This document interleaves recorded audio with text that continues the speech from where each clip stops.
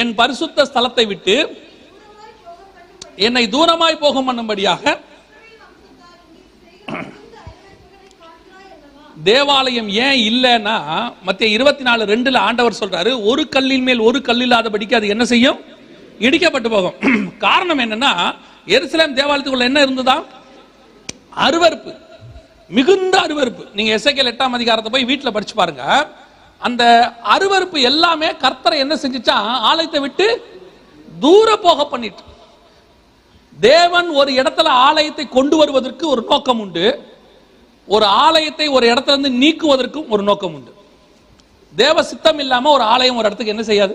வராது. சில நேரத்தில் ஊழியக்காரங்க சொல்லுவாங்க தெரியுமா, எனக்கு இந்த இடத்த என்னன்னே தெரியாதுங்க, திடீர்னு ஆண்டவர் இங்க போக சொன்னாரு, நான் வந்து இங்க ஊழியத்தை ஆரம்பிச்சேன், இங்க இருக்கிறவங்க எல்லாம் பாத்தீங்கன்னா இதெல்லாம் இந்த இடத்துல ஊழியமே பண்ண முடியாது, அவ்வளவு கஷ்டம், என்னை ஏன் தான் ஆண்டவர் இங்க வர சொன்னாரோம்பாங்க. காரணம் என்ன தெரியுமா?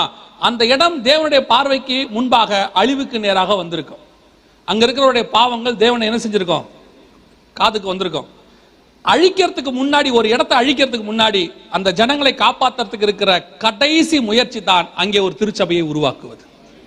அங்கே ஒரு சர்ச்சை அனுப்பி, ஒரு ஊழியக்காரனை அனுப்பி 10 நீதிமான்கள் உருவாகி விட்டால் அந்த இடத்தை அழிக்காதபடிக்கு தேவன் பாதுகாத்துருவார். அப்போ ஒரு சபையை கர்த்தர் உண்டாக்குறதா அதான் காரணம். ஒரு சபை இங்க இருக்குது, இவ்வளவு சபை இருக்குதுன்னா காரணம் என்னன்னா, இந்த தேசம் அழிக்காதபடிக்கு. எல்லாரும் என்ன நினைக்கிறாங்க? தேசத்துல பிரச்சனை வந்தா சபையில வரும். நான் சொல்றேன், சபை ஒழுங்கா இருந்தா எந்த நாட்டிலையும் தேசம் ஒழுங்கா இருக்கும். நீங்க ஜோம் பண்ணாம இருந்திருந்தா கூட ஆளை மாத்தி இருப்பாரு. நீங்க ஜோம் பண்ணி அந்த ஆளுக்கு எடுத்துட்டீங்க. என்ன பிரச்சனை? 10ஆம் அதிகாரம் தானியேல் புத்தகத்தை வாசித்து பாருங்க. வீட்டுல இப்ப வாசிக்க வேண்டாம், வாசித்து பாருங்க. தேசத்துல பிரச்சனை வருது. தானியேல் என்ன ஜோம் பண்றாரு தெரியுமா? கர்த்தாவே, நாங்கள் பாவம் செய்தோம், எங்கள் பாவத்தை மன்னியும். சபை திருந்தாம நாடு திருந்தாது. இன்னைக்கு சபை உட்கார்ந்துகிட்டு அரசியல்ல போயிட்டு, அரசியல்வாதிக்கு பின்னாடி போயிட்டு, ஒன்னு அம்மாவுக்கு பின்னாடி, ஒன்னு ஐயாவுக்கு பின்னாடி போயிட்டு இருக்கு. எப்படி விளங்கும்? உருப்படவே உருப்படாது. ஆண்டவர் அதுக்கு தான் ஆளை எழுப்புறாரு. அப்படி சபைக்கு தான் ராஜா தேடி வரணுமே ஒழிய ராஜாவை தேடி தீர்க்கதரிசி போக கூடாது. வேதத்துல பாருங்க, நீங்க தீர்க்கதரிசியை தேடி போன ராஜா, மன்னிக்கணும், ராஜாவை தேடி போன தீர்க்கதரிசி போயிட்டு வந்தானா ஒன்னு ராஜா செத்தா, இல்ல தீர்க்கதரிசி செத்தா. ரெண்டுல ஏதோ ஒன்று நடக்கும். தீர்க்கதரிசிகள் ராஜாவை ஏன் பார்க்க போவான் தெரியுமா? நீ செய்யறது தப்பு, மனம் திரும்புன்னு சொல்றதுக்கு போவான். இப்ப இருக்க தீர்க்கதரிசிகள் கூடி போய் என்ன சொல்லுது?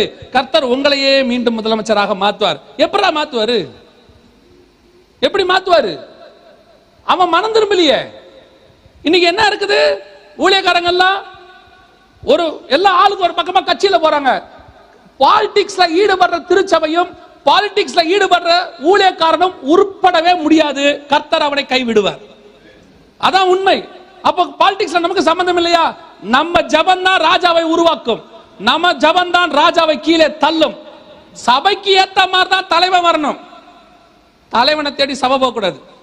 இன்னைக்கு அதான் நடக்குது. சபைக்குள்ள அருவருப்பு, கர்த்தருக்கு பிரியமில்லாது.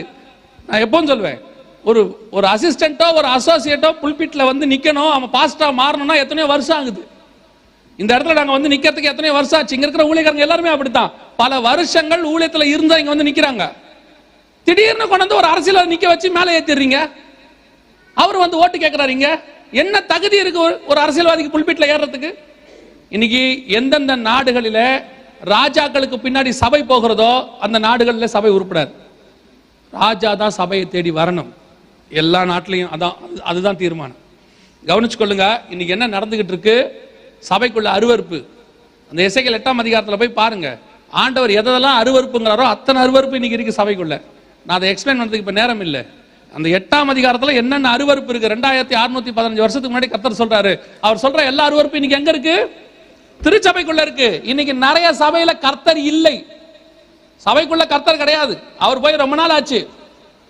சபையில ஆவியும் இல்ல, அனலும் இல்ல. கதறான், ஆவியானவரை வாரும், ஆவியானவரை வாரும். ஏன் கதற? எதுக்கியா கதற? நீ வந்து நின்னா ஆவியானவர் வரணும், உனக்குள்ள அந்த பிரசன்ஸ் இருக்கணும். சாலமோன் கதறல. சாலமோன் போய் நின்னா தேவன் வந்தார் அங்க. அதுதான் உண்மை. இன்னைக்கு நம்ம என்ன பண்றோம்? சபையில உட்காந்துக்கிட்டு வர்ஷிப் லீடர் சொல்றாரு, பாவமா இருக்கு. சில வர்ஷிப் லீடர்லாம் பார்த்தா எனக்கு பாவமா இருக்கும். ஏன்னா பின்னாடி உட்காந்துருப்பேன்னா அவர் முன்னாடி இருந்து சொல்லுவார், அப்பான்னு கூப்பிடுங்க, அப்பான்னு கூப்பிடுங்க. ஏன் உன் அப்பாவை நீ அப்பான்னு ஏன் கோப்படுறதுக்கு அவன் சொல்லணும்? நீ கூப்பிட மாட்டேன்? உனக்கு தெரியாது உங்க அப்பா அப்பான்னு கூப்பிடணும்னு? இன்னும் ஒருத்த சத்தமா கூப்பிடுங்க. ஏன்? இருதயம் நல்ல விசேஷத்தினால் நிரம்பினால் ராஜாவை குறித்த கவி தானாய் வரும். இன்னைக்கு இருதயத்திலும் தேவன் இல்ல, சபைக்குள்ளேயும் தேவனும் இல்ல. நீங்க சபை சடங்காச்சாரமான இடமா மாறிட்டு இருக்கு. அதனால கர்த்தர் எங்க இல்ல? சபையில இல்ல. கர்த்தர் சபை விட்டு போனார்னா சபை இருக்காது, அவ்வளவுதான். கர்த்தர் இருக்கிற வரைக்கும் தான் சபை இருக்கும். அதான் பைபிள் சொல்லுது, மனம் திரும்பு, ஆதியிலே கொண்டிருந்த அன்பை விட்டா என்று உன் பேர்ல எனக்கு ஒரு குறை உண்டு. மனம் திரும்பாத பட்சத்தில் கர்த்தர் என்ன செய்வார் தெரியுமா? உன் விளக்கு தண்டை உன்னிடத்திலிருந்து கர்த்தர் எடுத்துருவார். அவருடைய அர்த்தம் என்ன தெரியுமா? ஒழுக்கமா சபை இல்லைன்னா அங்க இருக்கிற உண்மையான ஊழியக்காரனை கர்த்தர் எடுத்துருவார். ஊழியக்காரன் உள்ள இருந்து போனா சபை முடிஞ்சிச்சு. ரொம்ப கேர்ஃபுல்லா இருந்து கொள்ளுங்க. கர்த்தருக்கு பிரியமில்லாத காரியங்கள் சபைக்குள்ளனா வீட்டுக்குள்ளேயும் வரக்கூடாது. இன்னைக்கு எல்லா வீடுகளுக்குள்ளேயும் அருவருப்பு. அதுவும் கிறிஸ்தவன் தான் இப்போ புதுசா ஆவிக்குரிய கிறிஸ்தவன் ஒரு புது பரிசுத்தம் கண்டுபிடிச்சிருக்கான். என்ன கேட்கறான்?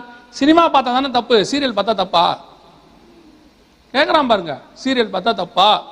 நாங்க என்ன பண்றோம்? நம்ம குடும்பத்தில் நடக்கத்தானே எடுக்கிறாங்க. அது எல்லாமே குடும்ப கதை தானே. நானே சொல்றேன்னா, நம்ம குடும்பத்தில் நடக்கத்தான் அவன் எடுக்கல. அவன் என்ன எடுக்கிறானோ அதான் குடும்பத்தில் நடக்குது. ஒரு தேவ மனுஷனுடைய பாட்டை வீட்டில் போட்டீங்கன்னா தேவ பிரசன்னம் வரும். சீரியலை போட்டீங்கன்னா சீரியல் பிரசன்னம் வரும். சீரியல்ல என்ன வருது? அவளை கொல்லாம விட மாட்டேன், அந்த குடும்பத்தை நான் பிரிக்காம விட மாட்டேன், அதானே வருது. உன் குடும்பம் ஏன் பிரியுது? காரணம் அதான். இதுல வந்து வேற பாஸ்டர் கிட்ட சொல்றீங்க, தசமா காணிக்கலாம் கரெக்டா தான் கொடுக்குறேன், என் வீட்டுல நிம்மதியே இல்ல, தசமா காணிக்க சபையில கொடுத்துட்டு வீட்டுல சீரியல்ல போட்டிருக்க.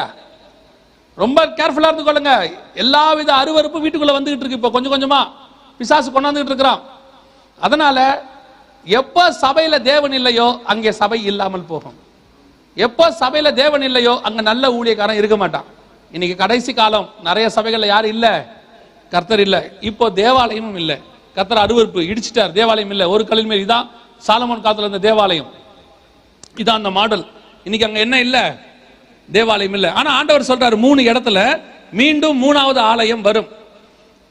வெளிப்படுத்தின விசேஷம் 11ஆம் அதிகாரம் 1ஆம் வசனத்திலும், தானியேல் தீர்க்கதரிசன புத்தகம் 27ஆம் அதிகாரம் மன்னிக்கணும், தானியேல் தீர்க்கதரிசன புத்தகம் 9ஆம் அதிகாரம் 27வது வசனத்திலையும், மத்தேயு சுவிசேஷம் 24ஆம் அதிகாரம் 12 முதல் 15 வசனங்களையும் வாசிச்சீங்கன்னா அங்கே தேவாலயத்துக்கான குறிப்புகள் இருக்கு.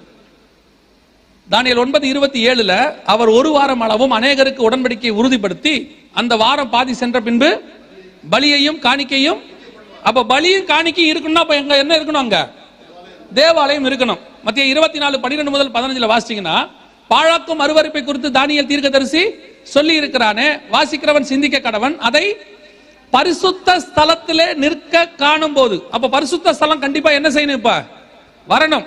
அதான் 3வது தேவாலயம். கர்த்தர் சொன்னபடி 3வது தேவாலயம் நம்ம காலத்துல வரணும். எருசலேம் வந்துருச்சு, அப்ப கண்டிப்பா அங்க என்ன வரணும் பாருங்க. இப்ப தேவாலயம் இருந்த இடத்துல இது இருக்கு, இந்த வழிபாடு ஸ்தலம் இருக்குது, புறஜாதியாரது இங்க ஒண்ணு இருக்கு. இப்ப என்ன பண்ணிருக்காங்கன்னா, கும்ரான் குகைகள்ல சாலமோன் காலத்தினுடைய தேவாலயத்தினுடைய மாடல் கண்டுபிடிச்சிட்டாங்க. இது இருக்கு பாருங்க, இதான் அதனுடைய வரைபடம். இது இந்த மாதிரி தான் கட்ட போறாங்க, இந்த அளவுல தான் கட்ட போறாங்க தேவாலயம். இதான் பிளான் வெளியிட்டு இருக்காங்க. இந்த டெம்பிள் இன்ஸ்டிடியூட் அப்படின்னு சொல்லி தேவாலயம் கட்டுவதற்கு அரசாங்கம் ஒரு குழு அமைச்சிருக்குது. அதுல இந்த பிளான் எல்லாம் ரெடி பண்ணிட்டாங்க. அதுல என்ன பெரிய ஆச்சரியம்னா, அவங்க எங்க கட்டுறதுக்காக பிளான் பண்ணிருக்காங்கன்னா, இந்த நடுவில் ஒரு இடம் இருக்கு பாருங்க. ஏன்னா இது ஒரு மாஸ்க், இது வந்து அல்லரிம், இது ஒண்ணு இருக்கு பாருங்க, இது அல்லக்ஸா. இது ரெண்டுத்துக்கு நடுவில் ஒரு கேப் இருக்கு பாருங்க. இந்த மாதிரி தான் கட்டுறதுக்கு பிளான் பண்ணிருக்காங்க, இதுக்கும் இதுக்கும் நடுவில். ஆனா அப்படி வராது, இங்கே தான் வரும், இந்த இடத்துல தான் வரும், இந்த சேம் இடத்துல தான் வரும். முதல் தேவாலயமும் இங்கே தான் இருந்துச்சு, செருபாபேல் கட்டின ஆலயமும் இங்கே தான் இருந்துச்சு, வரப்போற 3வது தேவாலயமும் இங்கே தான் வரும். எப்படி சொல்றீங்க அப்படின்னா, பைபிள் படி இந்த இடத்துல தான் அவர் பலி கொடுக்க போனாரு, இந்த இடத்துல தான் தாவீது செலக்ட் பண்ணாரு, இந்த இடத்துல தான் சாலமோன் தேவாலயமும் கட்டினாரு, அதே இடத்துல தான் செருபாபேல் தேவாலயமும் கட்டப்பட்டது. இந்த இடம் வந்து முன்குறிக்கப்பட்ட இடம். எப்போ ஈசாக்கு பலி கொடுக்கறதுல இருந்து பலி கொடுக்க கொண்டு போனாரு, அப்பதான் முன்குறிக்கப்பட்ட இடம், இங்க தான் வரணும். இப்போ எல்லா தட்டுமுட்டு சாமான்களும் ரெடியா இருக்கு. இங்க பாருங்க, எல்லா சாமான்களும் ரெடியா இருக்கு, வாங்கி வச்சாச்சு. எல்லா பொருட்களும் தேவாலயம் கட்டுவதற்கு எல்லா பொருட்களும் கட்டியாச்சு. அதுலயும் தேவாலயம் கட்டுறதுக்கு இன்ஸ்டிடியூட்டுக்கு ஒரு தலைவர் நியமிச்சிருக்காங்க. இங்க பாருங்க, அவர் பேரு கெர்சோம் சாலமோன். தேவாலயம் கட்டுறதுக்கு யார் வந்திருக்கிறா? சாலமோன் வந்திருக்கிறாரு. முதல்ல இஸ்ரவேலுக்கு யார் ராஜாவா வந்தது? டேவிட் வந்துட்டாரு. அடுத்து யார் வந்துட்டாரு? இதெல்லாம் கோ இன்சிடென்ட்ஸ் சொல்றதா எப்படி சொல்றதுனே தெரியல. ஆனா பயங்கரமான வைராகியமான மனுஷன் இவர். சொல்றாரு, என் ஜீவன் போறதுக்குள்ள கண்டிப்பா என்ன செஞ்சிருவேன், தேவாலயம் கட்டிடுவேன். எல்லா பொருளும் வாங்கிட்டாங்க, கல்லு முதல் கொண்டு மூளை கல்லுல இருந்து எல்லா கல்லும் வாங்கி வச்சாச்சு, அத்தனையும் ரெடி. இப்போ தேவாலயத்துக்கான அத்தனை காரியங்களும் ரெடியா இருக்கு.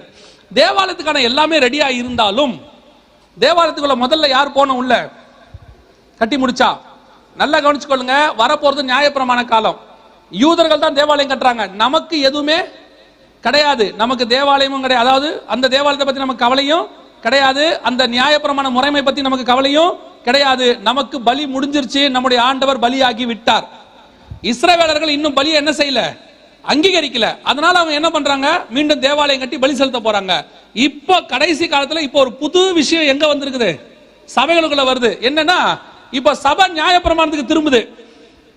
சபை எந்த இடத்துக்கு போகுது, நியாயப்பிரமாணத்துக்கு திரும்புது, நியாயப்பிரமாண உபதேசத்துக்கு போகுது, திருப்பி நியாயப்பிரமாணத்தின்படியே எல்லாம் செய்ய ஆரம்பிச்சிருக்கிறாங்க.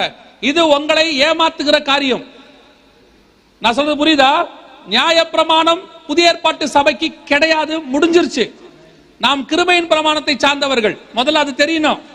இப்ப கொஞ்சம் பேர் கடைசி காலத்துல நியாயப்பிரமாணத்தை சபைகளுக்குள்ள போதிச்சு நியாயப்பிரமாணத்தின்படி நம்ம செய்யணும், அது செய்யணும் அப்படின்ட்டு அதுலயும் கொஞ்சம் பேர் என்ன செய்யறாங்கன்னா, இந்த ஹீப்ரு சொல்லி கொடுக்குறேன்றாங்க. ஹீப்ரு சொல்லி கொடுக்குறவங்க எல்லாம் தப்பானவங்க. எனக்கு ஒரு நண்பர் இருக்கிறாரு, ரொம்ப நல்ல மனுஷன், ஹீப்ரு சொல்லி கொடுப்பாரு. ஆனா அந்த ஹீப்ரு சொல்லி கொடுக்குற குழு நிறைய வந்திருக்குது. இப்ப ஹீப்ரு சொல்லி கொடுக்குறேன், கிரீக் சொல்லி கொடுக்குறேன்னு வந்து இவன் என்ன பண்ணிடுறான்னா, உங்களை திருப்பி எங்க கூட்டு போயிடுறான், நியாயப்பிரமாணத்துக்கு தூக்கிட்டு கூட்டு போயிடுறான். முதல்ல தமிழ்ல பைபிள் படிங்க.